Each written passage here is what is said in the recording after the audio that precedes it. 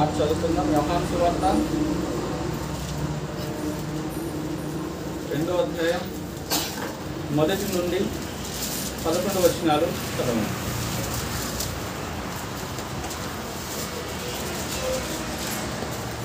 యోహాను సువార్త 2వ అధ్యాయం 1 to 11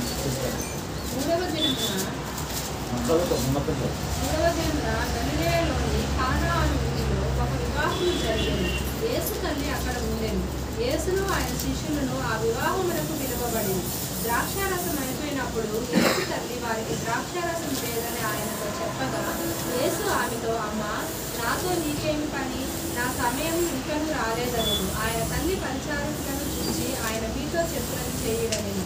యూదుల శుద్ధీకరణ ఆచార ప్రకారము 2-3 తూములు పట్టులు 6 రాతి బాణలను అక్కడ ఉంచబడి ఉండేది. యేసు ఆ బాణలు నీళ్లతో నింపుడని వారితో చెప్పగా, వారు వాటిని అంచుల మట్టుకు నింపి, అప్పుడు ఆయన వారితో, మీరు ఇప్పుడు నుంచి విందు ప్రధాని వద్దకు తీసుకొని పోదని చెప్పగా, వారు తీసుకొని పోయి, ఆ ద్రాక్షరసం ఎక్కడ నుండి వచ్చినో ఆ నీళ్లు నుంచి తీసుకొని పోయిన పరిచారకులకే తెలిసినది, కానీ విందు ప్రధానికి తెలియకపోయేది. కనుక ద్రాక్షరసమైన ఆ నీళ్లు రుచి చూచినప్పుడు ఆ విందు ప్రధాని పెళ్లి కుమారుని పిలిచి, ప్రతి వాడును మొదట మంచి ద్రాక్షరసమును పోసి జనులు మధ్యగా ఉన్నప్పుడు జబ్బు రసము పోయిను. నీవైతే ఇదివరకును మంచి ద్రాక్షారసము ఉంచుకొని ఉన్నావని ఆయనతో చెప్పారు. గలిలయలోని కానాలో యేసు ఈ మొదటి సూచక క్రియలు చేసి తన మహిమను బయలుపరిచారు. అందువలన ఆయన శిష్యులు ఆయన విశ్వాసం ఉంచారు. ప్రార్థన చేస్తున్నాం. అందరూ తలవంచుకున్నట్లయితే, మమ్మల్ని ఎంతగానో మీకు ఎంతగా ప్రేమించే మా ప్రియ పరలోకపు తండ్రి, మీ ఘనమైన శ్రేష్టమైన నామమునకు వేలాది వందనాలు, స్తుతులు, స్తోత్రాలు చెల్లిస్తున్నాం. ప్రభా, ఇంతవరకు ఆరాధనలో తోడై ఉండి నడిపిస్తున్న దానం బట్టి మీకు వందనాలు చెల్లిస్తున్నాం. మరొకసారి ఆయన వాక్యాలకు వెళుతుండగా నీ మాటలను ఎత్తిపట్టండి, కానీ విధించండి, కానీ యోగ్యుడని కాదు, అల్పుడని అయోగ్యుడి ముందుకు పనికి రానటువంటి నన్ను నీ సన్నిధిలో నిలబెట్టిన విధానం బట్టి మీకు వందనాలు. ప్రభా, నేను మాట్లాడితే వ్యర్థమో తండ్రి, నాతో మాత్రం మీరు మాట్లాడండి, మమ్మల్ని బలపరచండి. నీ సన్నిధికి ప్రభా, అయ్యా, ఏ ఆశ కలిగిన బిడ్డలు వచ్చి ఉన్నారో, ప్రతి హృదయస్తరంగాలు చూస్తున్నటువంటి దేవుడు ప్రభా, దేవా, ప్రతి ఒక్కరితో మీరు మాట్లాడి ప్రతి హృదయం నిండు హృదయాలు గలవారే తిరిగి వెళ్ళటకు సహాయం దయచేయండి. పరిశుద్ధాత్మ దేవా తోడై ఉండి ఈ ఆరాధనంతా కూడా నడిపించి సహాయం చేయమని యేసయ్య పరిశుద్ధమైన నామములో అడిగి వేడుకొని పొందుతున్నాము తండ్రి, ఆమేన్. హల్లెలూయా. ఇక్కడ మనం చూసినట్లయితే గలిలయలోని కానాను అనే ఒక ఊరిలో ఒక వివాహం జరుగుతూ ఉన్నది. ఈ సంఘటన మనం ఎన్నోసార్లు విన్నాం, ఎన్నోసార్లు దైవజనుల ద్వారా వింటూ ఉన్నాం, ఎన్నోసార్లు పరిశుద్ధాత్మ దేవుడు మనతో మాట్లాడుతూ ఉన్నారు. కానీ మరొకసారి ఎందుకు జ్ఞాపకం చేశారో నాకైతే తెలియదు, కానీ పరిశుద్ధాత్మ దేవుడు మరొకసారి సంఘటన జ్ఞాపకం చేసి ఈరోజు నా సంఘం ఎదుట మాట్లాడమని జ్ఞాపకం చేశాడు. హల్లెలూయా. ఇక్కడ మనం చూసినట్లయితే కానా అనే ప్రాంతంలో, గలిలయలోని కానా అనే ఊరిలో ఒక వివాహ వేడుక జరుగుతూ ఉన్నది. ఆ వివాహ వేడుకకు తల్లి అయిన మరియా పిలువబడ్డది. తల్లి అయిన మరియా పిలువబడటమే కాకుండా యేసుక్రీస్తు ప్రభువారితో పాటు ఆయన శిష్యులు కూడా విందుకు వచ్చారు. ఆ పెళ్లి విందుకు వచ్చినప్పుడు అక్కడ పెళ్లి ఘనంగా జరుగుతూ ఉన్నది. పెళ్లి పనుల్లో అందరూ నిమగ్నమై ఉన్నారు, సంతోషంగా ఉన్నారు. మనందరికీ తెలుసు, పెళ్లి అని అంటే ఒక ఇంట్లో పెళ్లి జరుగుతుందంటే ఆ కుటుంబమే కాకుండా ఆ బంధువులు అందరూ కూడా ఆ కుటుంబం ఎదుట చేరి అందరూ సంతోషంగా జరుపుకుంటారు. హల్లెలూయా. వివాహం జరిగేటువంటి రోజు ఆ పెళ్లి ఇంట్లో ఉన్నటువంటి వారు మాత్రమే కాక వారి బంధువులు అందరూ కూడా ఆ ఇంటికి వచ్చి ఆ రోజు ఘనంగా జరుపుకుంటున్నట్టు మనందరికీ తెలుసు. అలాగా ఆ ప్రాంతంలో ఉన్నటువంటి అనేక మంది పెద్దలు, ఆ ప్రాంతంలో ఉన్నటువంటి వారి బంధువులు, ఆ ప్రాంతంలో ఉన్నటువంటి వారు అందరూ కూడా వివాహానికి వచ్చి వివాహం ఘనంగా జరుగుతూ ఉన్నటువంటి సమయం. అలాంటి సమయంలో జరిగినటువంటి సంఘటన ఏంటంటే, అక్కడ వారికి పోసేటువంటి ద్రాక్షారసం అయిపోయిందట. హల్లెలూయా. ద్రాక్షారసం అయిపోయింది అని అంటే అర్థం ఏంటంటే, ఆ రోజుల్లో ద్రాక్షారసాన్ని వాళ్ళు పెళ్లి విందులు అట ద్రాక్షారసం ఇచ్చేవాళ్ళు. ద్రాక్షారసానికి వైన్కి చాలా వ్యత్యాసం ఉంది. చాలా మంది దాన్ని చూసి ఏమంటారు అంటే, ద్రాక్షారసాన్ని ప్రోత్సహిస్తూ ఉన్నారు, వైన్ ప్రోత్సహిస్తూ ఉన్నారు బైబిల్ అని చాలా మంది అంటూ ఉంటారు. కానీ వైన్ వేరు, ద్రాక్షారసం వేరు. వైన్ అని అంటే ఏంటంటే ద్రాక్షాలని వాళ్ళు ఎంతగానో మరగబెట్టి కొన్ని సంవత్సరాలు పిలిపోయేలా చేసి దాని నుండి తీసినటువంటిది వైన్. ఇప్పుడు మనకి వైన్ షాప్లో దొరికే వైన్ ఏంటంటే పండ్లను బాగా మరగబెట్టేసి దాని నుండి వచ్చినటువంటి రసాన్ని తీస్తే అది మత్తు ఇస్తుంది. ద్రాక్ష రసం అని అంటే ఇప్పుడు లైవ్ అంటే ఇప్పుడు ద్రాక్షాలు తీసుకొని ఆ ద్రాక్షాలను పిండిగా చేస్తే దాని నుండి వచ్చినటువంటి ప్యూర్ ఆ రసాన్ని వాళ్ళు విందులో పెళ్లి విందులో కానీ ఆ వేడుకల్లో కానీ ఇచ్చేవాళ్ళట. హల్లెలూయా. అది వారికి ఆచార పద్ధతిగా వచ్చేది అనమాట ఆ రోజుల్లో. ద్రాక్ష రసము వాళ్ళు తీసుకొచ్చారు. పెళ్లికి వచ్చినటువంటి వారందరూ కూడా ద్రాక్ష రసం ఇవ్వాలని ఆచారము. పెళ్లికి వచ్చిన వాళ్ళందరూ కూడా ద్రాక్ష రసం ఇవ్వాలి, ఇవ్వకపోతే మళ్ళీ అక్కడ చెడ్డ పేరు వస్తుందని వాళ్ళు ద్రాక్ష రసం ఏర్పాటు చేశారు. ఏర్పాటు చేస్తే జరిగింది ఏంటంటే సడన్ గా ద్రాక్ష రసం అయిపోయిందట. హల్లెలూయా. సడన్ గా ద్రాక్ష రసం అయిపోయింది. ఈ రోజుల్లో మనం పెళ్లి విందులకు వెళ్తా ఉంటాం. మన పెళ్లికి ఎవరైనా పెళ్లికి పిలిచినప్పుడు మన బంధువులు కానీ స్నేహితులు కానీ పిలిచినప్పుడు వెళ్తూ ఉంటాం. పెళ్లికి వెళ్ళినప్పుడు చివరికి వచ్చే వారికి ఏమైతుందంటే ఒకసారి భోజనాలు ఉండవు, అయిపోతాయి. పోయిన వాళ్ళు చివర వచ్చిన వాళ్ళు బాధపడతారు, అయ్యో చివర వచ్చాం కదా అందుకే అయిపోయింది లేదు. కొంతమంది సమర్థించుకుని వెళ్ళిపోతారు. కొంతమంది ఏంటంటే మేము పెళ్లికి వచ్చాం కదా పెళ్లి మంచిగా చేయలేదని అవమానించేవారు కూడా ఉన్నారు. హల్లెలూయా. అలాగే ఇక్కడ జరిగిన సంఘటన ఎలాంటిది అంటే భోజనాలు జరుగుతున్నాయి, భోజనాల మధ్యన భోజనం అయిపోయింది. ఏం చేయాలి అప్పుడు? భోజనాలు జరుగుతూ ఉన్నాయి, భోజనాల మధ్యలో సగం మంది కూడా భోజనం చేయకుండా భోజనాలు అయిపోయింది. అలాంటి పరిస్థితుల్లో ఆ పెళ్లి జరిపిస్తున్నటువంటి కుటుంబం పరిస్థితి ఎలా ఉంటుందో మనం ఒకసారి ఆలోచిస్తే ఈ రోజుల్లో మన ఏరియాలో ఉన్నటువంటి పరిస్థితులు మనకు తెలుసు. ఏదైనా పెళ్లి విందుకు పోయినప్పుడు ఎవరు సరిగ్గా పెట్టకపోతేనే అవమానపరిచే పరిస్థితులు ఈ రోజుల్లో. నేను స్వయంగా మా స్నేహితులు నాతో పాటు చేసే కొలీగ్స్ చాలా మంది చెప్పే మాట ఏంటంటే మటన్ పెట్టకపోయినా ఆడేం పెళ్లి చేశాడు అనే మంది చాలా మంది ఉన్నారు. లేకపోతే వాళ్ళు మందు తాపిపోయినా వాడు పెళ్లి చేసిండు అదేం పెళ్లి రాడు, వాడు ఎంత ఘనంగా చేయని, వాడు ఎంత గొప్పగా చేయని, ఎంతమంది రాని, ఎంతమంది ఉన్నా కూడా వాడు మటన్ పెట్టకపోతే పెళ్లి చేయనట్టే లెక్కని చాలా మంది నా స్నేహితులు అంటూ ఉంటారు. కానీ నేను చాలా బాధపడతా. అక్కడ ఇద్దరు ఒక కుటుంబంగా మార్చబడుతుంటే అందరం పోయి ఆస్వాదించడానికి వెళ్తే ఆస్వాదించే కాడ వీళ్ళు చూసేది ఏంటంటే అక్కడ భోజనాలు తాగటానికి మందు వీళ్ళు చూస్తూ ఉంటారు. హల్లెలూయా. కానీ ఇక్కడ కానా విందులో జరిగిన సంఘటన ఏంటంటే వారు ద్రాక్షరసం ఇస్తూ ఉన్నారు. వివాహం జరిగింది, వివాహంలో ద్రాక్షరసం ఇస్తూ ఉన్నారు. ఆ ద్రాక్షరసము మధ్యలో అయిపోయిందంట. ఆ రోజుల్లో ద్రాక్షరసం అయిపోతే అక్కడ ఉన్నటువంటి పెద్దలు కానీ వాళ్ళు కానీ అవమానపరిచే పరిస్థితి. ఆ కుటుంబాన్ని ఎందుకు మరి అలాంటప్పుడు పెళ్లి చేసావు, మమ్మల్ని ఎందుకు పిలిచావు అనే పరిస్థితి. ఆ కుటుంబానికి భయంకరమైనటువంటి అవమానం వచ్చే పరిస్థితి. అయితే అక్కడ ఉన్నటువంటి మరీకి ఆ విషయం తెలిసిందే. మరీకి తెలవంగానే మరీ వచ్చి చూసినప్పుడు ద్రాక్షరసం అయిపోయింది. ఏం చేయాలో అర్థం కావట్లేదు. అప్పటికల్లి తీసుకురావాలంటే ఆ ద్రాక్షరసం అమ్మే వాళ్ళ దగ్గర పోలేని పరిస్థితి. అక్కడ ద్రాక్షరసం తయారు చేయడం కూడా సరైన టైము లేనటువంటి పరిస్థితి. ఎందుకంటే అందరూ త్రాగుతూ ఉన్నారు ఆ టైంలో. హల్లెలూయా. అలాంటి సమయంలో యేసయ్యని పిలిచిందట మరియా. యేసయ్యని పిలిచి ద్రాక్షరసం అయిపోయిందని చెప్తే యేసయ్య చెప్పిన మాట ఏంటంటే ఇంకా నా సమయం ఇంకను రాలేదు, నాతో నీకేం పని అని చెప్పినప్పుడు మరీ చెప్పిన మాట ఏంటంటే ఆయన ఏది చెప్పాడో మీరు అది చేయండి అని చెప్పి అక్కడ ఉన్న వారికి చెప్పి వెళ్ళిపోతే అక్కడ ఉన్న ఏంటంటే శుద్ధీకరణ ఆచార ప్రకారంగా 6 రాతి బాణలు ఉన్నాయి. అంటే శుద్ధీకరణ ఆచార ప్రకారం అంటే వచ్చిన వాళ్ళు చేతులు కాళ్ళు కడుక్కోవడానికి ఒక రాతి బాణలు పెట్టేసి వాళ్ళు కాళ్ళు చేతులు కడుక్కోవడానికి ఆ రోజుల్లో ఉన్న పద్ధతి ప్రకారంగా 6 రాతి బాణలు నీళ్ళు నింపి ఉంచేవారు. ఆ రాతి బాణలు ఖాళీ రాతి బాణలు అక్కడ ఉన్నాయి. అక్కడ ఉన్నప్పుడు వేసే వాటి వైపు చూసి మీరు వాటిని నీళ్లతో నింపండి అని చెప్పినప్పుడట అక్కడ ఉన్నటువంటి వారందరూ కూడా వాటిని నీళ్లతో నింపారు. నీళ్లతో నింపినప్పుడు మళ్ళా ప్రభు చెప్పిన మాట ఏంటంటే ఇప్పుడు తీసుకువెళ్ళి ఆ యొక్క ద్రాక్ష రసాన్ని అక్కడ ఉన్న మాట ఏంటంటే విందు ప్రధాని యొద్దకు తీసుకుని వెళ్ళండి అని చెప్పినప్పుడు వాళ్ళు ఏం చేశారంటే ఆ నీళ్ళని తీసుకున్నప్పుడు అది ద్రాక్ష రసంగా మార్చబడి అది తీసుకువెళ్ళి విందు ప్రధానికి పోసారు.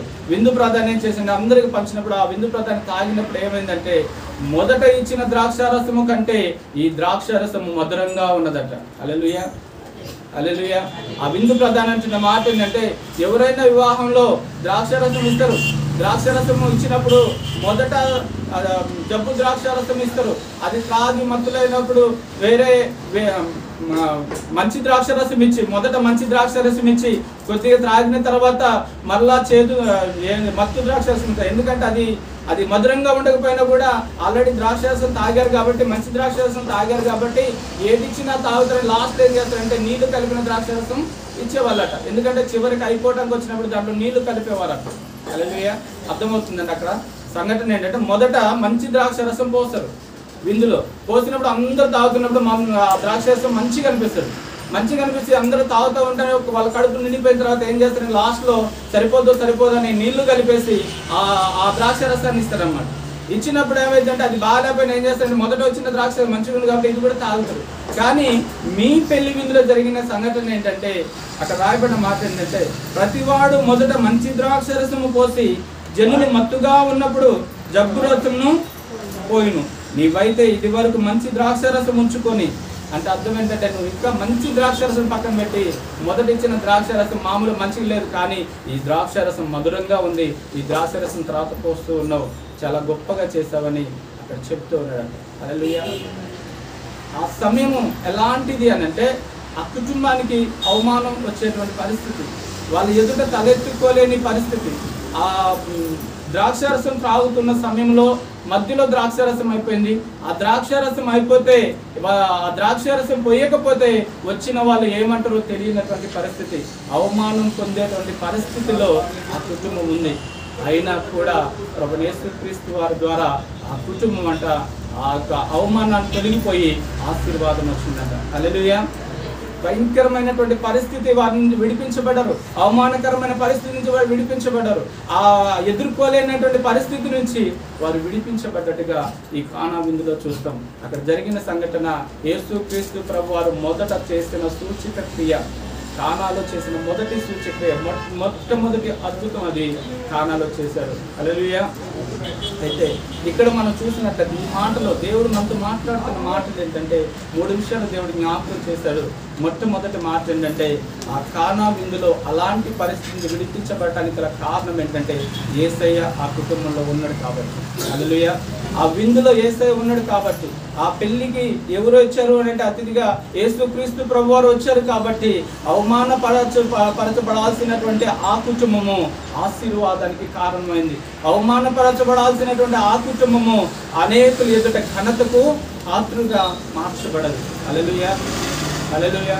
యేసుక్రీస్తు ప్రభువారు అక్కడ ఉన్నాడు కాబట్టి వారి కుటుంబానికి అవమానం రాలేదు. ఈ దినాన దేవుడు మనతో మాట్లాడుతున్న మాట ఏంటంటే మన కుటుంబంలో యేసయ్య ఉండాలి. యేసయ్య మన కుటుంబంలో ఉంటే మన కుటుంబంలో ఎదురవుతున్న పరిస్థితులను ఎదుర్కొని దేవుడు ఆశీర్వాదాలుగా మార్చబోతూ ఉన్నాడు. మన కుటుంబంలో యేసయ్యకి స్థానం ఉంటే మన కుటుంబంలో రాబోతున్న పరిస్థితులను ఎదిరించి దేవుడు ఆశీర్వాదాలుగా మార్చబోతున్నాడని దేవుడు జ్ఞాపకం చేస్తూ ఉన్నాడు. హల్లెలూయా. ఎప్పుడు యేసుక్రీస్తు ప్రభువారు మన కుటుంబంలో ఉంటాడు, ఎక్కడ మన కుటుంబంలో ఉంటాడని వాక్యం సెలవిస్తున్నదంటే మనం ఒకసారి చూస్తే ఒక మాట చదువుతున్నాం. మత్తయి సువార్త 18వ అధ్యాయం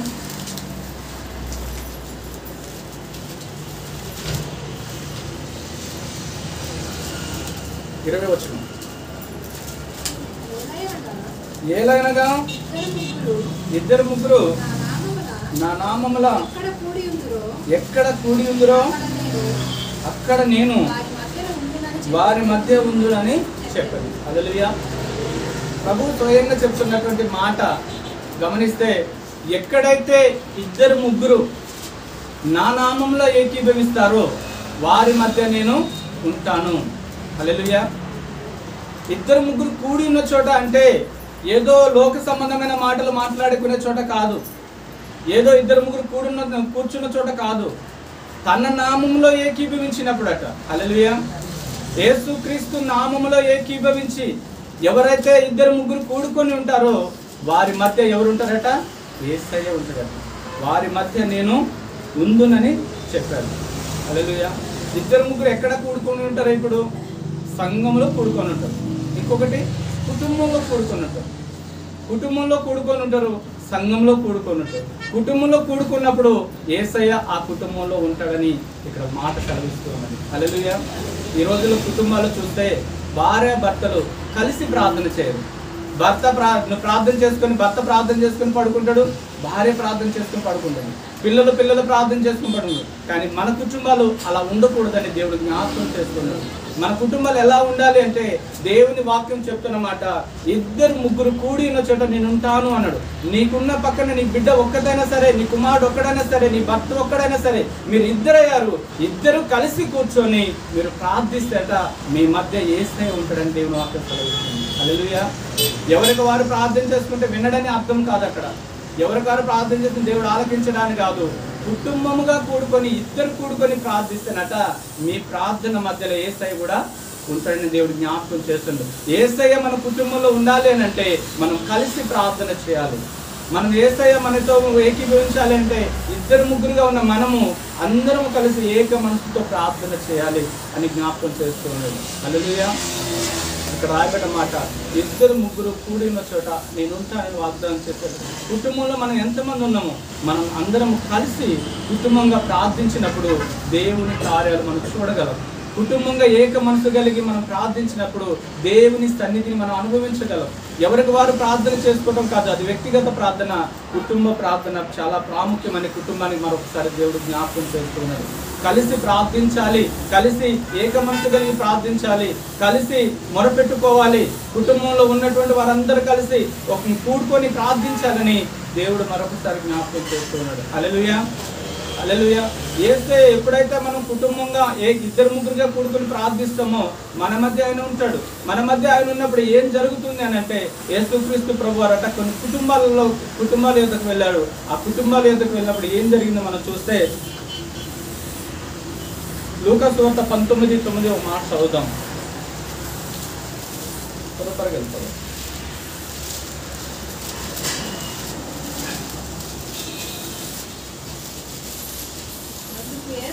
అందుకు యేసు ఇతడును అబ్రహాము కుమారుడే, ఎందుకనగా నేడు ఇంటికి రక్షణ వచ్చింది, నశించిన దాన్ని వెదకి రక్షించుటకు మనుష్య కుమారుడు వచ్చినని అతనితో చెప్పాను. హల్లెలూయా. ఇక్కడ మనం చూసినట్లయితే జక్కే కుటుంబంలో సమాధానం లేదు, జక్కే కుటుంబంలో సంతోషం లేదు. జక్కేకి గొప్ప ఆస్తి ఉంది, జక్కేకి పేరు ప్రఖ్యాతలు ఉన్నాయి, జక్కేకి అన్నీ ఉన్నాయి, కానీ ఏం లేదు కుటుంబంలో అంటే సమాధానం లేదట. జక్కే ఆశ కలిగిండు. ఏ ఆశ కలిగిందంటే యేసయ్య నా ఇంటికి వస్తున్నాడు, యేసయ్యని చూడాలని ఆశ కలిగింది. యేసయ్యని చూస్తే బాగుంది అనుకున్నాడు. యేసయ్య ఎదురుగా వెళ్ళాడు, చెట్టెక్కాడు. చెట్టెక్కితే హృదయంతరంగా ఎరిగినటువంటి దేవుడు జక్కయ్య నీ ఇంటికి వస్తున్నాడు అన్నాడట. యేసుక్రీస్తు ప్రభువారు జక్కయ్య ఇంట్లో అడుగు పెట్టాడు. ఆ కుటుంబానికి సమాధానం వచ్చింది. హల్లెలూయా. ఆ కుటుంబానికి సమాధానం ఎప్పుడు వచ్చిందంటే యేసుక్రీస్తు ప్రభువారు వాళ్ళ ఇంట్లో అడుగు పెట్టినప్పుడు. అక్కడ అంటున్న మాట, ఇతడు కూడా అబ్రహాము కుమారుడే, ఈ ఇంటికి రక్షణ వచ్చింది, నేడు ఈ ఇంటికి రక్షణ వచ్చింది. ఏ కుటుంబంలో అయితే యేసయ్య ఉంటాడో ఆ కుటుంబంలో సమాధానం ఉంటుంది. ఏ కుటుంబంలో అయితే యేసయ్య అడుగు పెడతాడో ఆ కుటుంబంలో రక్షణ ఉంటుంది. ఎందుకంటే నశించిన దాన్ని వెదకి రక్షించుటకు యేసుక్రీస్తు ప్రభువారు మన కొరకు ఈ లోకానికి వచ్చారు. హల్లెలూయా, హల్లెలూయా. జక్కే కుటుంబంలో యేసయ్య అడుగు పెట్టినప్పుడు ఆ కుటుంబంలో సమాధానం వచ్చినట్టు యేసయ్య మన మధ్యలో ఉంటే మన కుటుంబాలకు సమాధానం ఉంటుంది. యేసయ్య మన మధ్యలో ఉంటే మన కుటుంబంలో రక్షణ లేని వారికి రక్షణ కలుగుతుంది. దేవుని వాక్యం కలిగిస్తున్నది. హల్లెలూయా.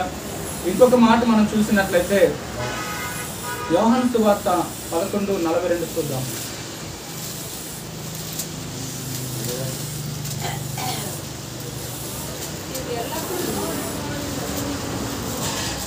నీవు ఎల్లప్పుడూ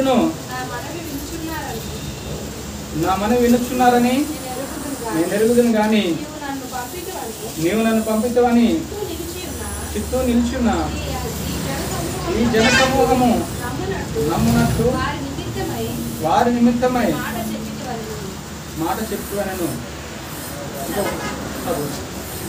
ఆయన అలాగ చెప్పి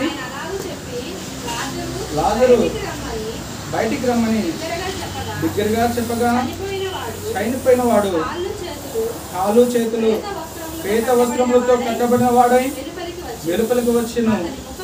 అతని ముఖమునకు రుమాలు కట్టి ఉండెను. అంతటా యేసు మీరు అతని కట్లు విప్పుకోనీడని వారితో చెప్పాను. చాలు. హల్లెలూయా. యేసుక్రీస్తు ప్రభువారు వేరొక ప్రాంతంలో ఉన్నప్పుడు లాజరుకి ఆరోగ్యం బాగాలేదని తెలిసిన 4 రోజులు ఆలస్యం చేసి వాళ్ళ ఇంటికి వెళ్ళకుండా ఆగిపోతుంది.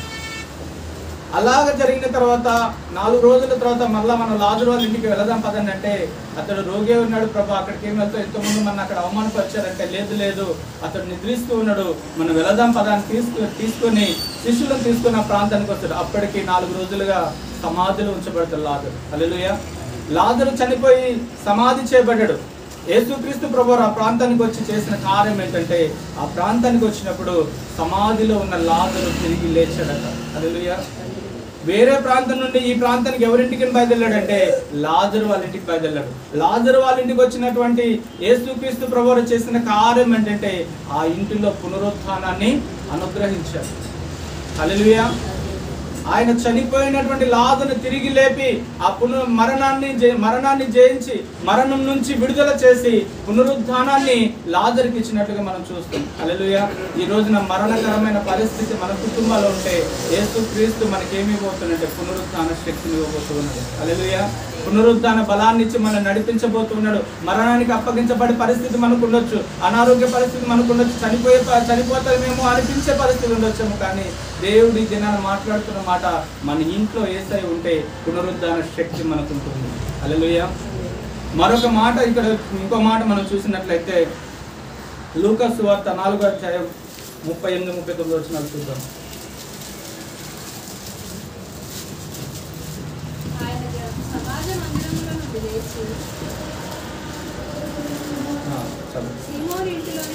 సీమోను ఇంటిలోకి వెళ్ళెను. సీమోను అత్త తీవ్రమైన జ్వరముతో పడి ఉండెను గనుక ఆమె విషయమై ఆయన యొద్ద మనవి చేసెను. ఆయన ఆమె చెంత నిలబడి జ్వరమును గద్దింపగానే అది ఆమెను విడిచెను. వెంటనే ఆమె లేచి వారికి ఉపచారం చేసాగను. సీమోను ఇంటికి వెళ్ళారట. ఇక్కడ సీమోను ఇంటికి వెళ్ళినప్పుడు సీమోను అత్త జ్వరంతో బాధపడుతూ ఉన్నది. భయంకరమైన జ్వరంతో ఎన్నో రోజులుగా బాధపడుతూ ఉంటే పేతురు ఆ సీమోను ఆయన యేసుక్రీస్తు ప్రభువారికి విన్నవించుకున్నాడు. అప్పుడు యేసుక్రీస్తు ప్రభువారట ఆ జ్వరాన్ని గద్దించినప్పుడు ఆ జ్వరం నుండి విడిపించబడి ఆమె లేచి వారికి పరిచారం చేసినట్టుగా వాక్యం సాక్షిస్తున్నది. హల్లెలూయా. సీమోను ఇంటిలోకి వచ్చినప్పుడు ఏ కార్యం చూశారనంటే, వారు అనారోగ్యం మీద విజయాన్ని పొందుతున్నారు. హల్లెలూయా. యేసుక్రీస్తు ప్రభువారు పేతురు ఇంట్లో అడుగు పెట్టినప్పుడు స్వస్థతను పొందుకున్నారు. అనారోగ్యంతో బాధపడుతున్న కుటుంబము స్వస్థత పొందుకొని విడుదల పొందుకున్నట్టుగా దేవుని వాక్యం సెలవిస్తున్నది. హల్లెలూయా. 3 విషయాలు మనం చూస్తూ ఉన్నాం.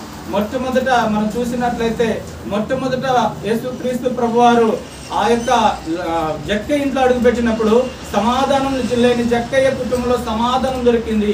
రక్షణ లేని జక్కయ్య కుటుంబంలో రక్షణ వచ్చింది. ఆ తర్వాత మనం చూస్తే లాజరు ఇంటికి వెళ్ళినప్పుడు చనిపోయినటువంటి లాజరు పునరుద్ధానుడే లేచాడు. పేతురు ఇంటికి వెళ్ళినప్పుడు పేతురు యొక్క అత్త జ్వరంతో బాధపడుతున్నప్పుడు ఆ జ్వరం మీద విడుదల పొంది ఆమె స్వస్థత పొందుకొని ఆ జ్వరం మీద విజయాన్ని పొందుకున్నట్టుగా మనం చూస్తున్నాం. హల్లెలూయా. హల్లెలూయా. యేసుక్రీస్తు ప్రభువారు మన ఇంట్లో ఉంటే మనకి పునరుద్ధాన శక్తి ఉంటుంది. యేసుక్రీస్తు ప్రభువారు మన ఇంట్లో ఉంటే సమాధానం మన ఇంట్లో ఉంటుంది. యేసుక్రీస్తు ప్రభువారు మన ఇంట్లో ఉంటే మన పైన అధికారం చెలాయిద్దామని చూస్తున్నటువంటి అనారోగ్యాలపై మనకి విజయం ఉంటుంది. హల్లెలూయా. హల్లెలూయా. అలాగే ఈ 3 విషయాలు చూసాము. మరొక 2 కుటుంబాలు మనం చూద్దాం. ఒకసారి మనం చదివినట్లయితే లూకా సువార్త 10వ అధ్యాయం 38వ వచనం.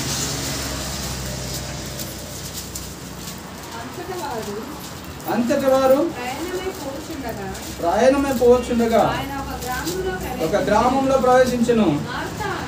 మార్తాను ఒక స్త్రీ ఆయనను తన ఇంట చేర్చుకొని. చాలు. హల్లెలూయా. మరొక కుటుంబం యొద్దకు యేసుక్రీస్తు ప్రభువారు వెళ్ళారు. ఇక్కడ మనం గమనిస్తే ఈ విషయం ఎన్నోసార్లు మనం చదువుకున్నాం, నేర్చుకున్నాం. ఒక ప్రాంతం కూడా వెళుతూ ఉన్నప్పుడు యేసుక్రీస్తు ప్రభువారట ఆయన ఎంతగానో ప్రేమించేటువంటి మార్తా మరియ అనే ఒక వాళ్ళ ఇంటికి ఆయన అడుగు పెట్టాడు. హల్లెలూయా. మార్తా మరియ ఉన్నటువంటి ఇంటికి వెళ్ళినప్పుడు అక్కడ జరిగిన సంఘటన మనందరికీ తెలుసు. మార్తేమో పన్నుల భారం పెట్టుకొని పని చేసుకుంటూ ఉన్నది. మరియేమో యేసుక్రీస్తు ప్రభువారి యొక్క పాదాల చెంత కూర్చొని యేసుక్రీస్తు ప్రభువారు చెప్పే మాటలు వింటూ ఉన్నది. మార్త పన్నులో భారం పెట్టుకొని మార్త అంటున్న మాట, యేసయ్యా నా మీద జాలి లేదా?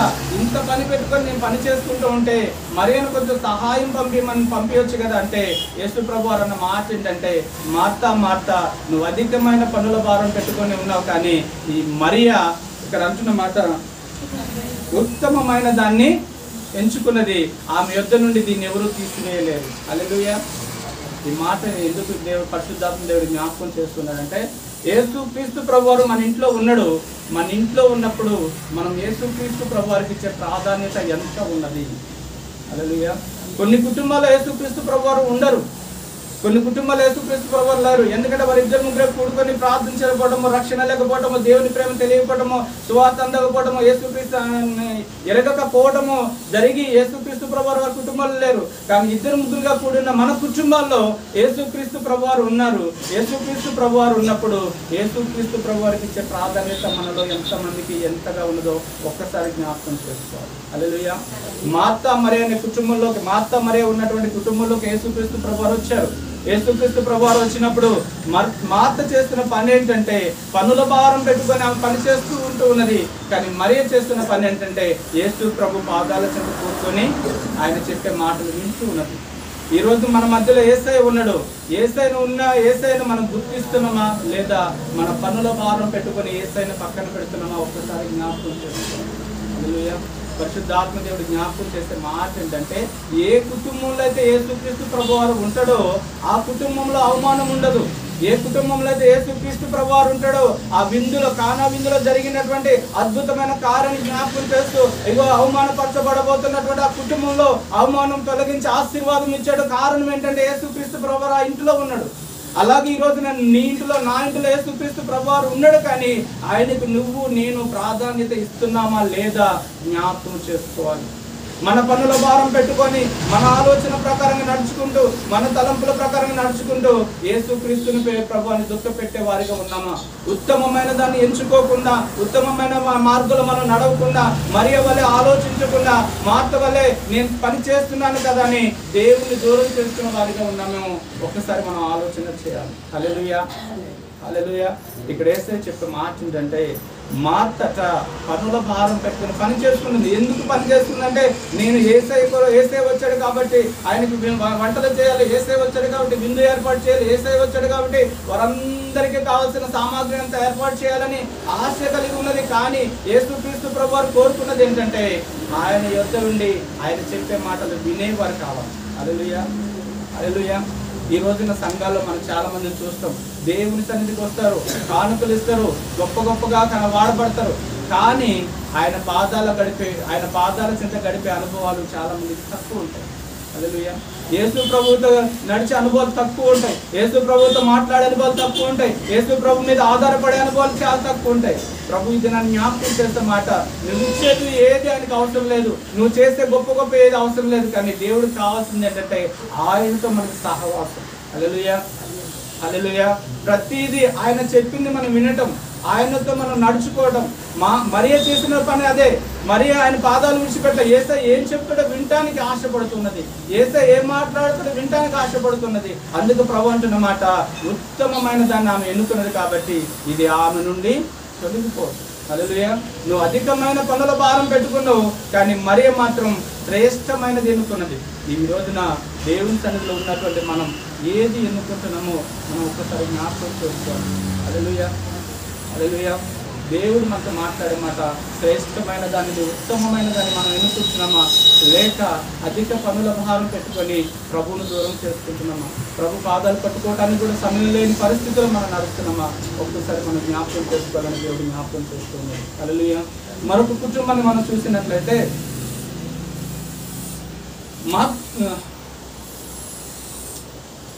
లూకా సువార్త 7వ అధ్యాయం 47వ వచనం.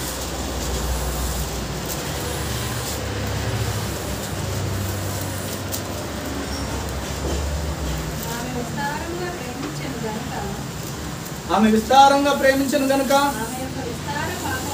ఆమె యొక్క విస్తారమైన పాపములు క్షమించబడనని నీతో చెప్పుచున్నాను. చాలు. హల్లెలూయా. ఈ సంఘటన మనందరికీ తెలుసు.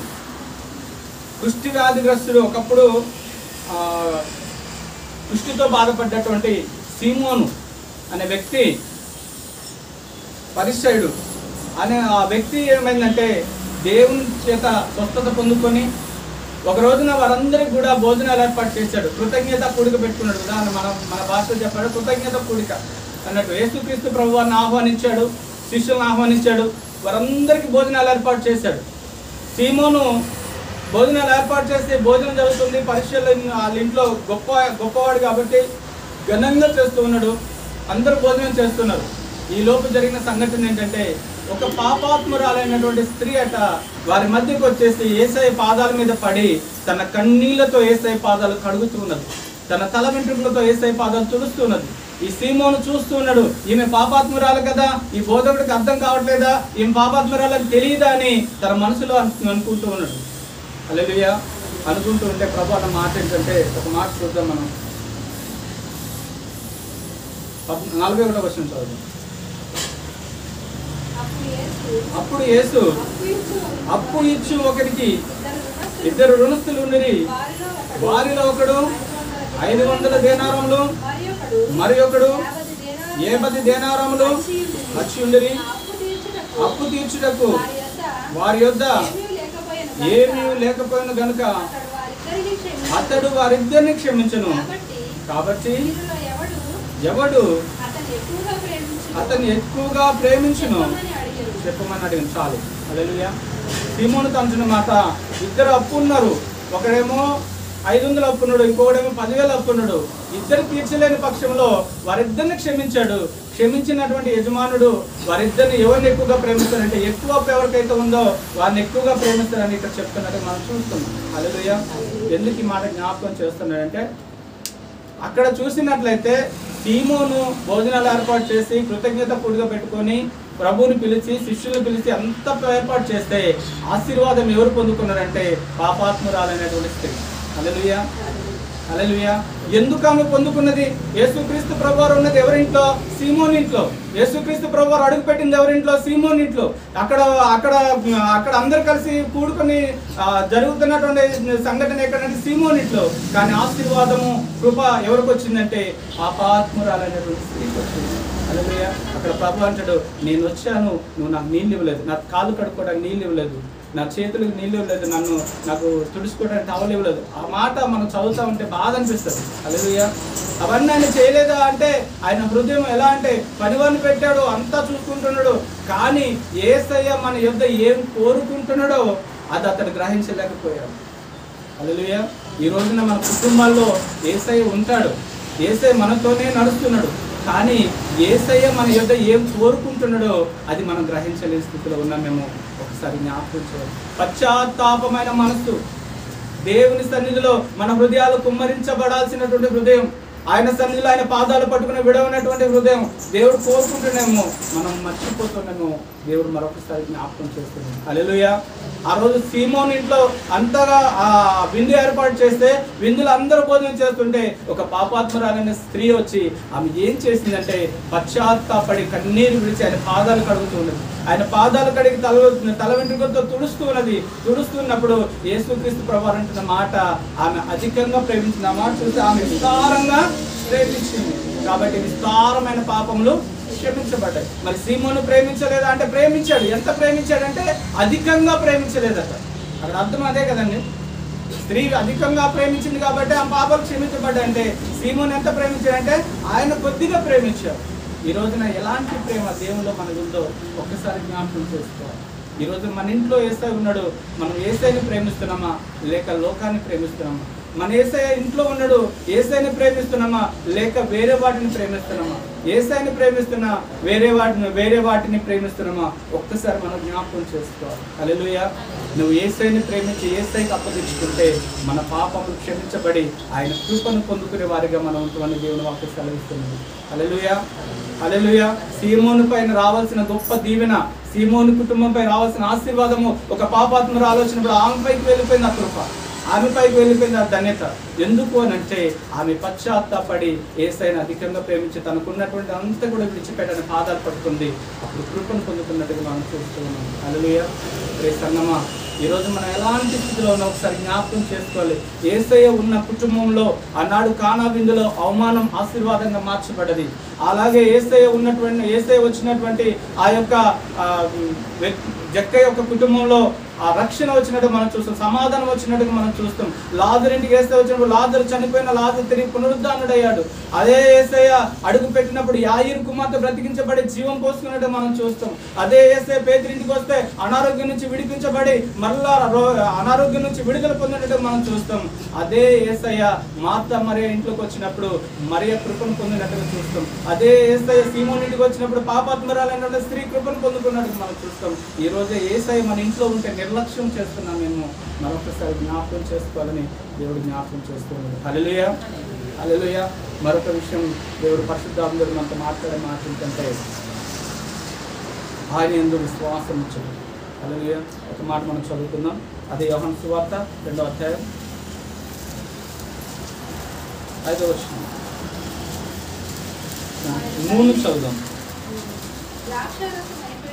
ద్రాక్షారసం అయిపోయినప్పుడు యేసు తల్లి వారికి ద్రాక్షారసం లేదని ఆయనతో చెప్పగా యేసు ఆమెతో, అమ్మా నాతో నీకేమి పని, నా సమయం ఇంకనూ రాలేదు.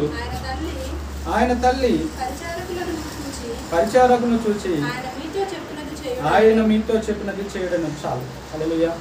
ఇక్కడ ఒక సంఘటన, ఈ సంఘటన మనం గమనిస్తే వివాహ విందులో ద్రాక్షరసం అయిపోయింది. మరియమ్మకి తెలిసింది. మరియకి తెలిసినప్పుడు యేసయ్యని పిలిచి ద్రాక్షరసం అయిపోయింది అని చెప్పింది. చెప్పినప్పుడు యేసయ్య అన్న మాట ఏంటి, అమ్మా నాతో నీకేం పని, నా సమయం ఇంకా రాలేదు. అలాంటి సమయంలో మరియమ్మ ఏం చేయాలి? అయ్యో యేసయ్యకి సమయం రాలేదు కదా, ఇంకెక్కడైనా ట్రై చేద్దాం అని వెళ్ళాలి. కానీ వెళ్ళిందా? అక్కడ అంటున్నమాట మనం చూస్తే ఆయన తల్లి పరిచారకులను చూచి ఆయన మీతో చెప్పునది చేయడనని. అక్కడ అంటున్న మాట ఏంటి? విశ్వాసం ఉంచింది. అంటే అక్కడ వివాహ విందులో జరుగుతున్నటువంటి ఆ వివాహ విందులో ఉన్నటువంటి వారందరినీ గమనిస్తే అనేక మంది బంధువులు ఉన్నారు, రక్త సంబంధులు ఉన్నారు, బంధువులు ఉన్నారు, స్నేహితులు ఉన్నారు, యేసుక్రీస్తు ప్రభువారు ఆయన శిష్యులు ఉన్నారు. వాళ్ళందరికీ తెలియనటువంటి గొప్ప విషయం ఏంటంటే మరియమ్మకు మాత్రమే తెలుసు యేసుక్రీస్తు సర్వోన్నతుడైన దేవుడని. హల్లెలూయా. ఎవరికి తెలియనటువంటి ఒక విషయం ఏంటంటే శిష్యులకు ఆయన శక్తి గురించి ఇంకా అప్పటికి అవగాహన రాలేదు. గొప్పవాడని ఆయన మాటలు విని బోధపడడానికి ఆయన వెంబడిస్తూ ఉన్నారు. ఆయన సూచక్రియలు చూడలేదు. మొట్టమొదటి సూచక్రియ అది. అయితే మరియమ్మకు మాత్రమే తెలుసు ఆయన సర్వోన్నతుడైన దేవుడని. అందుకని ఆయన చేయగలడు, ఆయన ఏదైనా చేయగలడని విశ్వాసం ఉంచి ఆయన చెప్పింది మీరు చేయండి అని చెప్పి అక్కడ ఉన్న పరిచారకులు చెప్పేసి వెళ్ళిపోయింది. హల్లెలూయా.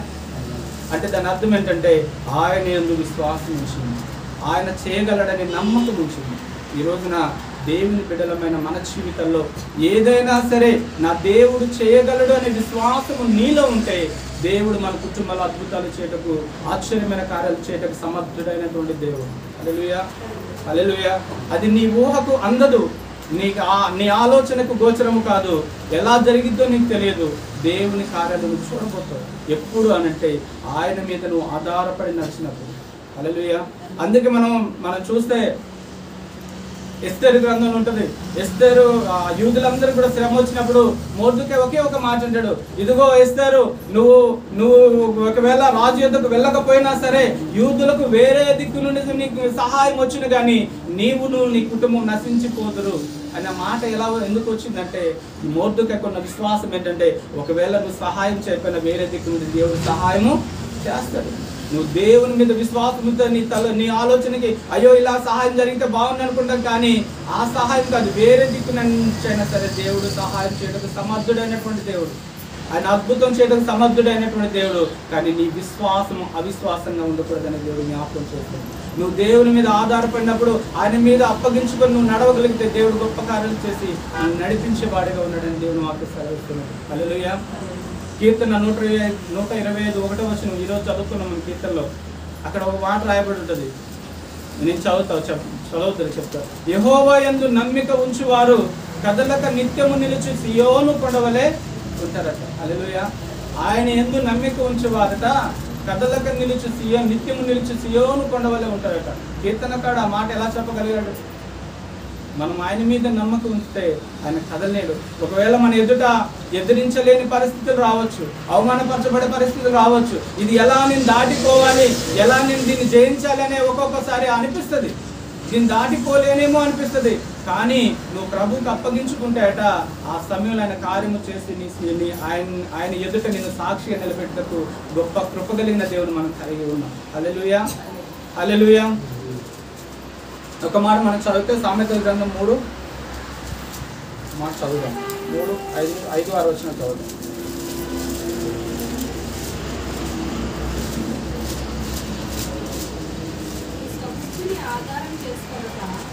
ఈ మాట అందరం విందాం. ఒకసారి చదువు. నీ స్వబుద్ధిని ఆధారము చేసుకొనక నీ పూర్ణ హృదయముతో యెహోవా యందు నమ్మకముంచుము. నీ ప్రవర్తన అంతటి యందు ఆయన అధికారమునకు ఒప్పుకొనుము. అప్పుడు ఆయన నీ త్రోవలను సరళము చేయును. చాలు. హల్లెలూయా. ఒక మాట మరొకసారి చదువుతా వినండి. నీ స్వబుద్ధిని ఆధారము చేసుకొనక నీ పూర్ణ హృదయముతో యెహోవా యందు నమ్మకముంచుము. నీ ప్రవర్తన అంతటి యందు ఆయనకు అధికారమునకు ఒప్పుకొనుము. అప్పుడు ఆయన నీ త్రోవలను సరళము చేయును. ఆ మాట అర్థం మనం గమనిస్తే మన సొంత ఆలోచనని ఆధారం చేసుకోవద్దండి. మన స్వబుద్ధిని ఆధారం చేసుకొని నడుస్తూ ఉంటాం. మన సొంత ఆలోచనలు ఆధారం చేసుకొని నడుస్తూ ఉంటాం. మనకు ఎదురవుతున్న పరిస్థితులు కానీ, మనకు ఎదురవుతున్న సంఘటనలు కానీ, మనకున్న కుటుంబంలో ఉన్నటువంటి అనేక ఎదురవుతున్న పరిస్థితులు, అపవాది వేస్తున్న అగ్ని బాణాలని ఎదుర్కోవడానికి ఏం చేస్తామంటే మన స్వబుద్ధిని ఆధారం చేసుకొని నడుస్తూ ఉంటాం. హల్లెలూయా, హల్లెలూయా. అక్కడ కానా విందులో జరిగిన సంఘటన ఏంటంటే మరియమ్మ అక్కడ చేయడానికి ఏమీ లేదు ఆమెకు ఆధారం. అక్కడ ఏం చేయాలో అర్థం కాదు. కానీ ఉన్నది ఒకటే ఒక ఆధారం. యేసు ప్రభువారు ఆ ఇంట్లో ఉన్నాడు.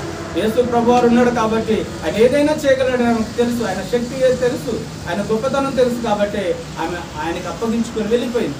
అది ఏది చెప్తాడో అది చేయండి అని చెప్పేసింది.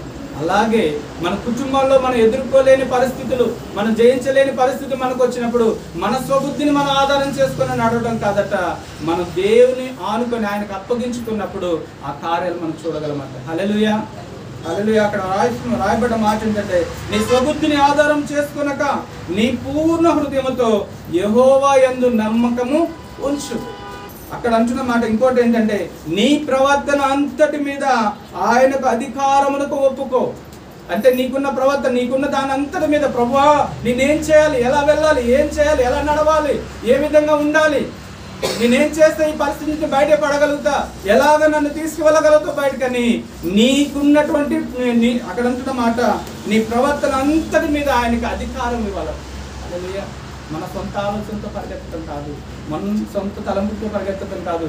నాకు ఇది తోచింది, ఇది చేస్తే బాగుంటుందేమో, నేను విడిపించబడతా, ఇది చేస్తే బాగుంటుందేమో, నేను విడుదల పొందుతాని మనం ఆలోచించడం కాదంట. దేవుని ఎరిగిన మనము దేవునికి అప్పగించుకునే వారిగా ఉండాలి. హల్లెలూయా.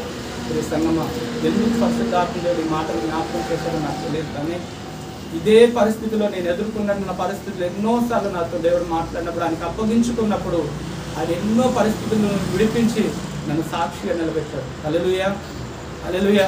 ఇది నేను అనుభవించి అనుభవపూర్వకంగా చెప్తున్నటువంటి మాట. ఏదో ఉండి లేకుండా చెప్పే మాట కాదు, చదివి చెప్పే మాట కాదు. మనమంతా కూడా మనకున్న పరిస్థితిని అంతా కూడా దేవునికి అప్పగించుకొని మన స్వబుద్ధిని ఆధారం చేసుకోకుండా ప్రభువా నీ చిత్తం ఏంటో చెప్పని మనం నడిస్తే తప్పకుండా ప్రతి పరిస్థితిని ఆయన సరిచేసి ఏదో ఒక రోజు ఆయన సాక్షిగా నిలబెట్టుకునే సమర్థుడిగా ఉన్న దేవుని మనం కలిగి ఉన్నాం. హల్లెలూయా, హల్లెలూయా. అక్కడ అంటున్న మాట అదే, నీ ప్రవర్తన అంతటి మీద ఆయన అధికారము ఒప్పుకొనుము. అప్పుడు ఆయన త్రోవలు సరళము చేయను. హల్లెలూయా. ఆయన నీ త్రోవలను సరళము చేసి నిన్ను నడిపించేవాడిగా ఉన్నాడు. మన ఆలోచన కాదు, మన తలంపు కాదు, ఆయనకు అప్పగించుకోవాలి. నీ చిత్తము జరిగింది, ఏదైనా నీ చిత్తమే. ఎందుకు ఈ మాట దేవుడు జ్ఞాపకం చేస్తాడంటే ఒక్కసారి మనం ఆలోచిస్తే మన రక్షణ కొరకు, మనం నిత్య నరకాగ్నిలో జారిపోకుండా ఉండటం కొరకు, మనం ఆ నిత్య నరకాగ్నిలో పడిపోకుండా ఉండటం కొరకు పరలోకాన్ని సైతము, ఆ మహిమను సైతం విడిచిపెట్టి మన కొరకు ఈ లోకానికి వచ్చి మన కొరకు మానవుడిగా జన్మించి మనందరి కొరకు నలగొట్టబడి దంచబడి మాంసముద్దగా మార్చబడి చనిపోయి పునరుద్ధానుడిగా లేచి తిరిగి పరలోకాన్ని చేరిన దేవుడు, ఆయన రక్తాన్ని చిందించి పాప విమోచన మనకి ఇచ్చిన దేవుడు ఈ రోజున కుటుంబంలో భయంకరంగా శోధించబడుతుంటే, భయంకరమైన అనారోగ్యాలతో బాధించబడుతుంటే, భయంకరంగా అపవాది చేత శోధించబడుతుంటే చూస్తూ విడిచిపెట్టే దేవుడా మన దేవుడు కాదు. ఆయన మన కొరకు ప్రాణం పెట్టాడు. మనం రక్షించబడాలనే ప్రాణాన్ని విడిచాడు. ఈ రోజున ఆయన మన కష్టాలు ఉంటే చూస్తూ విడిచిపెట్టే దేవుడు కాదు. ప్రాణం పెట్టిన దేవుడు నిన్ను నన్ను విడిపించుటకు సమర్థుడైనటువంటి దేవుడు. కానీ మనం అప్పగించుకోవాలి. మన ప్రతి పరిస్థితిని ఆయనకు అప్పగించుకోవాలి. మన ఆలోచనలు అప్పగించుకోవాలి. దేవునికి విరుద్ధమైనటువంటి ఏమైనా మనలో ఉంటే వాటిని అప్పగించుకొని విడిచిపెట్టాలి. ప్రభువుకి విరుద్ధమైన కార్యాలు ఏదైనా ఉంటే అప్పగించుకొని విడిచిపెట్టాలి. ప్రభు ఏం చెప్పాడో అది చేసి నడుచుకునే వారిగా ఉండాలి. లేకపోతే మనం ప్రభువా ఏం చేయాలని ప్రభువుని అడిగి సమాధానం పొందుకునే వారిగా ఉండాలి. మాట్లాడే దేవుడు మనం గొప్పగా చెప్పుకుంటాం. కానీ దేవుడు మనతో కూడా మాట్లాడతాడు. అది వాక్యం ద్వారా మాట్లాడచ్చు, ఆయన ఇతరుల ద్వారా మాట్లాడచ్చు, అన్నిటితో కూడా మాట్లాడే దేవుడుగా మన దేవుడు ఉన్నాడు. హల్లెలూయా, హల్లెలూయా. కళల ద్వారా, దర్శనాల ద్వారా, స్వరం ద్వారా, వాక్యం ద్వారా అన్ని విషయాలు అనేక రకాలుగా దేవుడు మాట్లాడతాడు. ఆయనకి మనం అప్పగించుకుంటే, ప్రతి విషయాన్ని మనం అప్పగించుకుంటే దేవుని కార్యాలు చూస్తున్న దేవుడు మరొకసారి జ్ఞాపకం చేస్తున్నాడు. హల్లెలూయా, హల్లెలూయా. ఒక మాట ఉంటుంది, ఇర్మియా 17:7 ఏమని రాయబడి ఉందంటే, యెహోవాను నమ్ముకున్న వాడు ధన్యుడు, యెహోవా వానికి ఆశ్రయముగా ఉండును. అతడు నీటి ఎవరున్న నాటబడిన చెట్టు వల్లే అక్కడ రాయబడి ఉంటుంది. ఆయన కీర్తన మొదట్లో రాయబడినట్టుగా అక్కడ కూడా రాయబడి ఉంటుంది. యెహోవాను నమ్ముకున్న వాడు ధన్యుడు, యెహోవానికి ఆశ్రయముగా ఉండును. అతడు జలముల యొద్ద నాటబడిన చెట్టు వలె ఉండును. కాలువల ఎవరున దాని వేర్లు తన్నును. వెట్ట కలిగినను దానికి భయపడదు. దాని ఆకు పచ్చగా నుండును. వర్షం లేని సంవత్సరమున చింత నొందదు, కాపు మానదు. చాలు. హల్లెలూయా. ఆయన నమ్ముకున్న వాడు ఎప్పుడు కూడా కదలదట. ఒకవేళ వెట్ట కలగొచ్చు, శ్రమలు కలగవచ్చు, ఇబ్బందులు కలగవచ్చు, అవమానకరమైన పరిస్థితులు రావచ్చు. కానీ వాటన్నిటి నుండి విడిపించి తన కాలంలో ప్రతిఫలం ఇచ్చే చెట్టుగా వారిని, ఫలాలనిచ్చే చెట్టుగా వారిని మారుస్తారని దేవుని వాక్యం సెలవిస్తుంది. హల్లెలూయా, హల్లెలూయా. ఇర్మియా భక్తుడు రాస్తున్నటువంటి మాట మీకు శ్రమ రాదని కాదు, అక్కడ అంటున్న మాట వెట్ట కలగొచ్చు, బాధ కలగొచ్చు, శ్రమ కలగొచ్చు, అయినా కూడా ఆ కాలాల్లో వారి కాలాల్లో ఫలం ఇచ్చే చెట్టుగా వారిని నిలబెడతారట. హల్లెలూయా. దేవుడు ఇది మనతో మాట్లాడుతున్నటువంటి మాట, మనం ఆయన యందు విశ్వాసం వచ్చి మనమంతా కూడా ఆయనకు అప్పగించుకున్నప్పుడు మన ప్రతి పరిస్థితిని చక్కబెట్టి ఆ పరిస్థితుల్లో మన ఆశీర్వదించే దేవుడుగా ఆయన ఉన్నాడు. హల్లెలూయా. మొట్టమొదటి అంటున్నమాట, ఆయన మన కుటుంబంలో ఉండాలి. మన కుటుంబంలో ఉన్నప్పుడు ఆయన ఏం కోరుకుంటాడో, మన యొద్ద ఏం కోరుకుంటున్నాడో, ఆయనకి ఇవ్వాల్సిన ప్రాధాన్యత మనం ఇస్తున్నామా లేదా ఒకసారి ఆలోచన చేయాలి. అంతేకాకుండా ఆయన ఎందుకు విశ్వాసం ఉంచే సమస్తము మన యొక్క పరిస్థితిని ఆయనకు అప్పగించుకోవాలి. ఇంకో మాట ఏం చెప్తున్నానంటే, అదే యోహాను సువార్త 2:9 మనం ఒకసారి చూద్దాం. 9:2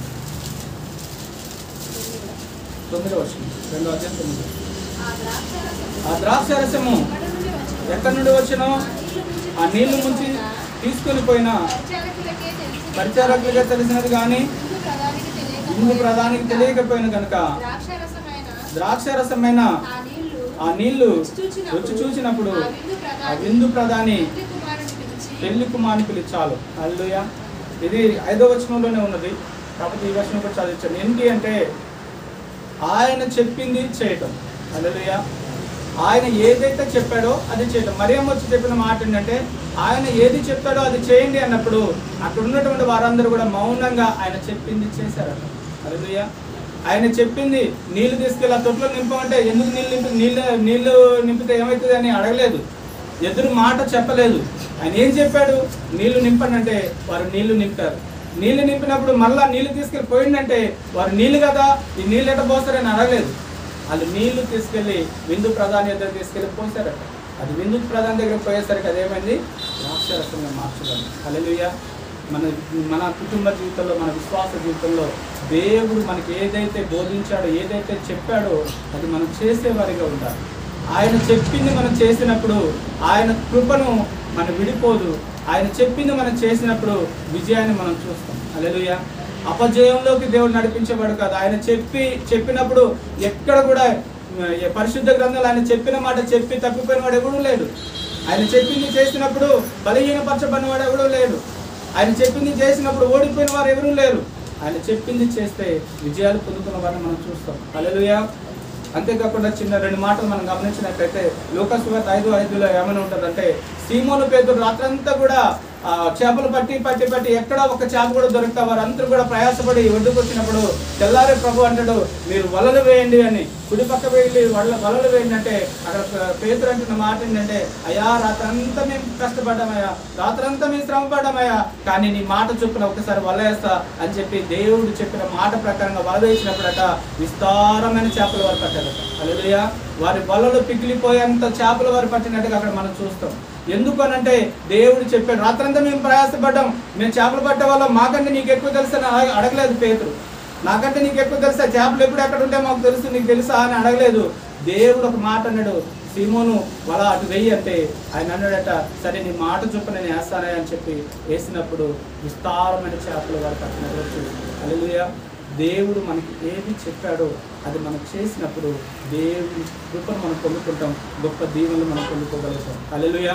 జయించలేని వాటిని జయించుటకు కృపనిచ్చి నడిపించగల దేవుని మనం కలిగి ఉన్నాం. ఆయన సజీవుడు, ఆయన మాట్లాడే దేవుడు, తప్పకుండా మన జీవితాలు విజయాన్ని ఇచ్చే దేవుడు. ఆయన చెప్పింది ఏంటో మనం గ్రహించి నడుచుకున్నప్పుడు ఆయన కార్యాలు మనం చూడగలమని దేవుని వాక్యం సెలవిస్తున్నది. ఇంకొక ఆడు చూసినట్లయితే ఆదికాండం 6:22 ఉంటుంది, నోవాహు దేవుడు ఏది ఆజ్ఞాపించాడో దాన్ని తప్పకుండా ఆయన నెరవేర్చాడట. హల్లెలూయా. దేవుడు ఓడని కట్టమన్నాడు. ఓడని కట్టమన్నప్పుడు ఎందుకు ఓడయ్యా, వర్షం ఇంతవరకు వర్షం పడలేదు, మంచు పడలేదు, అలాంటిది వర్షం ఎలా వస్తుంది నోవాహు ఆడలేదు. ఇంత 3 అంతస్తులు ఉండాలి, ఇలా ఉండాలి, అలా ఉండాలని ఆ కొలతలు ఇచ్చినప్పుడు వాటన్నిటి ప్రకారంగా నోవాహు చేశాడట. ఆ భయంకరమైనటువంటి జల ప్రళయం నుండి నోవాహు రక్షించబడి రక్షణ పొందినట్టుగా మనం చూస్తూ ఉన్నాం. హల్లెలూయా. దేవుడు మన కుటుంబంలో ఏది చెప్పాడో, ఏది చేయమన్నాడో అది మనం చేసేవారుగా ఉండాలి. ఆయన చెప్పింది చేసినప్పుడు గొప్ప దీవెనలు, ఆశీర్వాదాలు మనం పొందుకోగలుగుతాం. మన ఆలోచన కాదు, మన తలంపు కాదు, మన ఆలోచన ప్రకారంగా, మన ఇష్ట ప్రకారంగా నడవడం కాదు. దేవుని సన్నిధికి వచ్చిన దేవుని బిడ్డలమైనటువంటి మనము ఆయన చెప్పింది చేసేవారుగా ఉండాలని దేవుడు మరొకసారి జ్ఞాపకం చేస్తుంది. హల్లెలూయా. ఆయన అడిగితే ఆయన తప్పకుండా చెప్తాడు. ఆయన మాట్లాడే దేవుడు. ఏం చేయాలని అడిగితే తప్పకుండా ఆయన జవాబిస్తాడు, ఏదో ఒక విధంగా జవాబిస్తాడు. అది పొందుకునేంత వరకు మనకు ఓపిక కావాలి. హల్లెలూయా.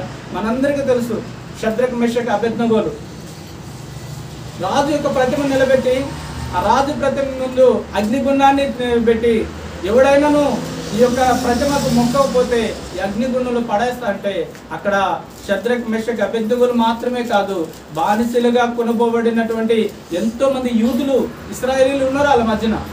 వారందరూ కూడా అగ్నిగుండాన్ని చూసి భయపడుతూ వణికిపోతూ వారందరూ కూడా సాష్టాంగ పడ్డారట. ఈ ముగ్గురు మాత్రం నిలబడి ఉన్నారు. ఎందుకనంటే అందరూ చూసింది ఏంటంటే అగ్నిగుండాన్ని, వీరు ముగ్గురు చూస్తుంది ఏంటంటే వారు ఆరాధించే దేవుని యొక్క శక్తిని. హల్లెలూయా. హల్లెలూయా.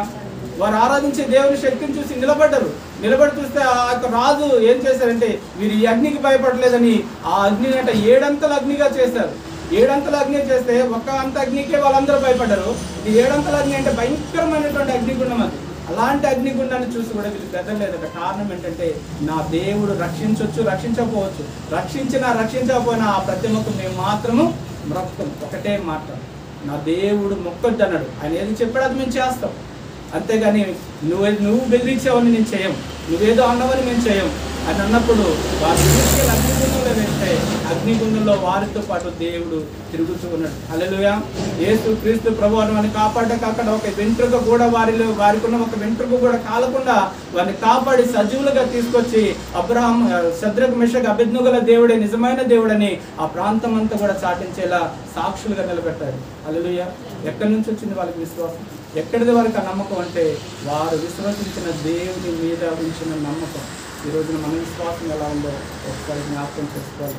మరి ఆ కానా విందులో ఉన్నటువంటి వారందరికీ దేవుని యొక్క గొప్పతనం తెలియదు, కానీ ఆ మరియకు మాత్రమే తెలుసు.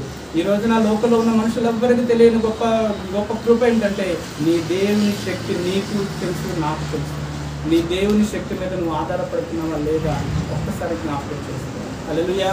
నీ దేవునికి నువ్వు అప్పగించుకోగలుగుతున్నావా? నీకున్న పరిస్థితిని బట్టి, నీకున్న స్థితిని బట్టి దేవుడు నా జీవితంలో కార్యము చేయగలడు, నాకున్న స్థితిని మార్చగలడు, నేను ఆయన మీద ఆధారపడ్డాను, నన్ను సిగ్గుపరిచే దేవుడు కాదని ఆయనకు మనకున్న సమస్తాన్ని అప్పగించుకొని ఆయన ఎదుట నిలబడి ఆయన చెప్పింది నువ్వు చేయగలిగితే దేవుని గొప్ప కార్యాలు మనం చూడగలమని దేవుని వాక్యం జ్ఞాపకం చేస్తున్నాం. హల్లెలూయా. హల్లెలూయా.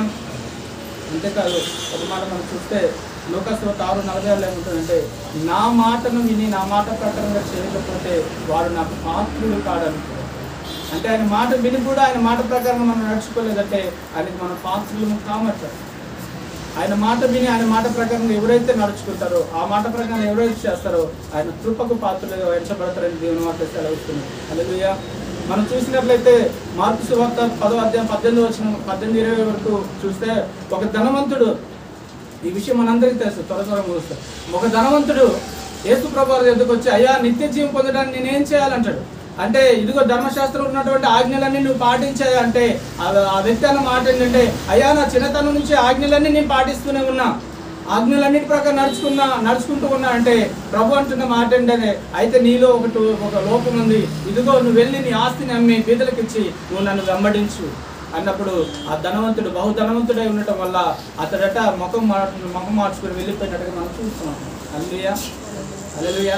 యేసే ఓ మాట చెప్పాడు, నువ్వు ఆస్తిని అమ్మేసి నువ్వు వచ్చేసి నన్ను వెంబడించు. కానీ యేసే మాట వినలేదు. ఆయన ఆస్తి వైపు చూశాడు, ఆయన ధనం వైపు చూశాడు. అయ్యో నా ఆస్తి ఇచ్చేస్తే నేను ఎలా బతకాలని లోక సంబంధమైనటువంటి శరీర సంబంధమైనటువంటి ఆశల వైపు చూశాడు. ఆయన వెళ్ళిపోయాడు, నిత్య జీవాన్ని పోగొట్టుకున్నట్టుగా. కిందంటున్న మాట, ధనవంతుడు సూది బెజ్జల్లో వంటి దూరుతుందేమో కానీ ధనవంతుడు పరలోక రాజ్యం చేరడం అసము. దానికి కారణం ఏంటంటే, ఎవరి హృదయం అయితే ధనం మీద ఉంటుందో వారి హృదయం దేవుని మీద ఉన్నది. హల్లెలూయా. ఎందుకు ఈ మాట చెప్తుందంటే, యేసయ్య మాటను కాదని వెళ్ళిపోయాడు అతను. యేసయ్య ఏది చెప్పాడో అది చేయలేదు. అది చేయకపోవడం వల్ల నష్టాన్ని కొని తెచ్చుకోడు. మన జీవితంలో అలాంటి స్థితి మనకు రాకూడదు. మనం యేసయ్య ఏది చెప్పాడో అది చేసేవారిగా మనం ఉండాలని దేవుడు జ్ఞాపకం చేస్తుంది. హల్లెలూయా. కానా విందులో యేసుక్రీస్తు ప్రభువారు ఏది చెప్పాడో మరి అది చేయమంటే అదే వారు చేసినప్పుడట, పనివారు అది చేసినప్పుడట ఆ నీళ్లు ద్రాక్షరసంగా మార్చబడ్డాయి. అక్కడ యేసుక్రీస్తు ప్రభువారు వచ్చి ప్రార్థన చేసినట్టుగా గొప్పగా తండ్రిని వేడుకున్నట్టుగా లేదు. వాళ్ళు నీళ్లు పోస్తారు, తర్వాత ముంచి తీసుకెళ్ళమన్నాడు, ఎమ్మటే అది ద్రాక్షరసంగా మార్చబడినట్టు మనం చూస్తాం. ఏదైతే విశ్వాసంతో వాళ్ళు చేశారో ఆ కార్యాన్ని వారు చూశారు. ఈ సంగమ ఈ రోజున మనము కూడా యేసు ప్రభువారు మనం ఏది చేయమంటుండో అడిగి అది చేసి ముందుకు వెళ్ళగలిగితే దేవుని యొక్క గొప్ప కార్యాలు మన కుటుంబంలో చూడగలమని దేవుడు జ్ఞాపకం చేస్తూ ఉన్నాడు. హల్లెలూయా, హల్లెలూయా. చివరిగా ఒక మాట మనం చూసినట్లయితే ఒక మాట చదువుకుందాం. మొదటి యోహాను సువార్త 1వ అధ్యాయం 5-6 వచనాలు. మొదటి యోహాను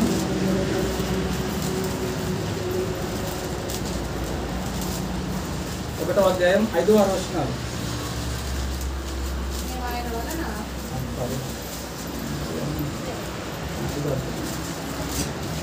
5వ అధ్యాయం 5-6 వచనాలు. యేసు దేవుని కుమారుడని నమ్మువాడు తప్ప లోకమును జయించువాడు మరి ఎవడు? నీళ్ళ ద్వారాను రక్తము ద్వారాను వచ్చినవాడు ఈయనే, అనగా యేసుక్రీస్తే. ఈయన నీళ్లతో మాత్రమే గాక నీళ్లతోనూ రక్తముతోనూ వచ్చును. ఆత్మ సత్యము గనుక సాక్ష్యమిచ్చువాడు ఆత్మయే. సాక్ష్యమిచ్చేవారు ముగ్గురు, అనగా ఆత్మయు నీళ్లును రక్తము, ఈ ముగ్గురు ఏకీభవించి ఉన్నారు. హల్లెలూయా. ఈ మాట మనం చదివితే నీళ్లు రక్తము ఆత్మ మనకు కనబడుతూ ఉంటుంది.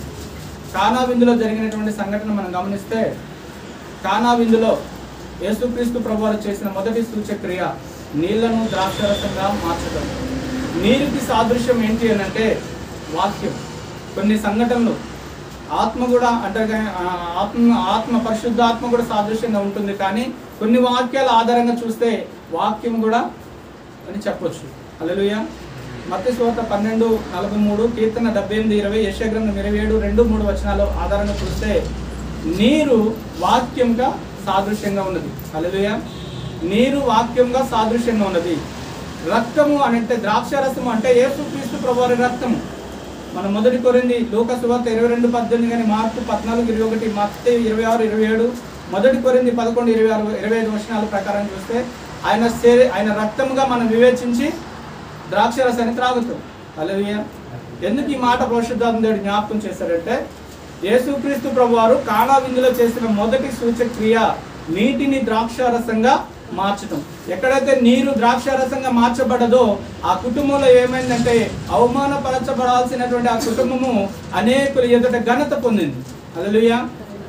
ఆ కుటుంబంలో భయంకరమైన పరిస్థితి రాబోతున్న సమయంలో ఆ కుటుంబం ఘనత వహించింది.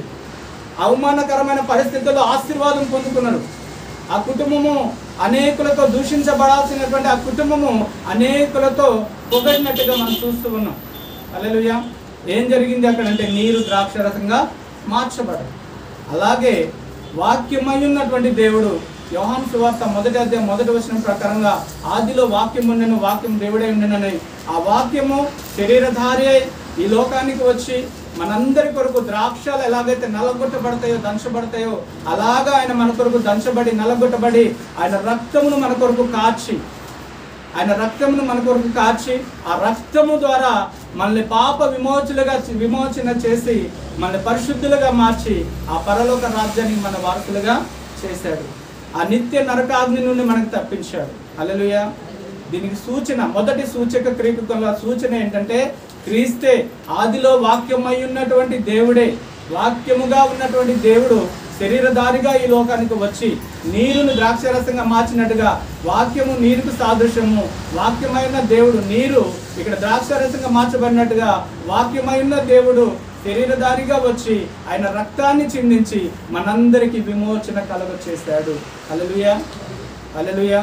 కానా విందులో జరిగినటువంటి సంఘటన క్రీస్తు రాకడ, ఆయన మరణం, పునరుత్థానము, విమోచన తెలియజేస్తూ ఉన్నాయి. హల్లెలూయా. యేసుక్రీస్తు ప్రభువారి యొక్క వచ్చిన ఆ అద్భుతానికి అంటే వచ్చిన సూచనను మనకు తెలియజేస్తూ మొదటి సూచక్రియ ఆ ప్రాంతంలో కాదు, యేసుక్రీస్తు ప్రభువారు చేసిన మొదటి సూచక్రియ ఏంటంటే తన్ను తాను లోకానికి తెలియపరచుకోవడం చూపించిన సూచక్రియ నీటిని ద్రాక్షరసంగా మార్చడం. ఆనాడు నీరు వాక్యము, ఆ వాక్యం శరీరధారిగా వచ్చి ద్రాక్షరసం యేసుక్రీస్తు రక్తానికి సాదృశ్యము, రక్తాన్ని చిందించి ఆ కుటుంబానికి విమోచన ఇచ్చినట్టుగా ఈ ప్రపంచానికి విమోచన అలగొచ్చేస్తాడు. హల్లెలూయా. అంత గొప్ప కార్యాన్ని మన దేవుడు చేస్తాడు. ఈ రోజున యేసయ్య మన కుటుంబంలో ఉంటే, యేసయ్యకు మనం ప్రాధాన్యత ఇస్తే, యేసయ్య చెప్పిన విధంగా మనం నడుచుకుంటే, యేసయ్యకు సమస్తాన్ని అప్పగించి మనకున్నటువంటి అన్నిటిపైన అధికారం ఇచ్చి మన సొంత ఆలోచన కాకుండా ఆయనకు అప్పగించుకొని మనం నడవగలిగితే మన కుటుంబం కూడా ఆనాడు కానా విందులో ఆ కుటుంబం ఎలాంటి దీవెనలు ఆశీర్వాదాలు పొందుతుందో ఈ రోజున మన కుటుంబాలు కూడా అటువంటి దీవెన ఆశీర్వాదాలు పొందుకుంటారని దేవుడు వాక్యం జ్ఞాపకం చేస్తూ ఉన్నది. వారి కుటుంబం అవమానపరచబడే పరిస్థితికి రాబోతుంటే, వారి కుటుంబము అనేకులు ఎదుట నిందలు పడే పరిస్థితికి రాబోతుంటే దేవుడట ఆ పరిస్థితిని విడిపించి అనేకులు ఎదుట వారిని గణపరిచినట్టుగా మనం చూస్తున్నాం. అలాంటి పరిస్థితి ఏదైనా మనకుంటే దేవుడు ఆ పరిస్థితిని అంతా తీసివేసి అన్య జనుల ఎదుట మనం గణపరిచే దేవుడికి మనం కలిగి ఉన్నాం. ఆయన అప్పగించుకొని ముందుకు వెళ్ళే వారికి మనం ఉండాలని దేవుడు జ్ఞాపకం చేస్తున్నాడు. కానా విధిలో చేసిన అద్భుతము ఈ దినాన ఈ ఆల్ ఇండియా దేవుని సైనికుల సంబంధం ప్రతి కుటుంబంలో జరిగించి అనేకులు ఎదుట ఆశీర్వాద కారణంగా ప్రతి కుటుంబాన్ని దేవుడు నిలబెట్టి వాడుకును గాక. ఆమేన్. దేవుడు కొన్ని మాటలు దీవించి ఆశీర్వదించును గాక.